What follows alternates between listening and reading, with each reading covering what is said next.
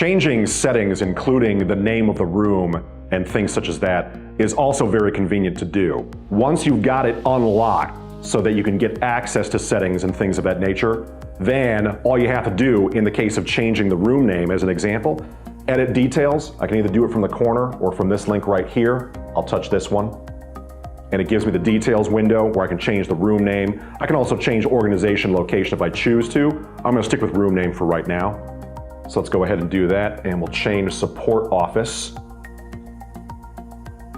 to meeting room, just like that. Looks good, so I'll go ahead and choose save. And as you can see, right there in the corner, changes the name of the room.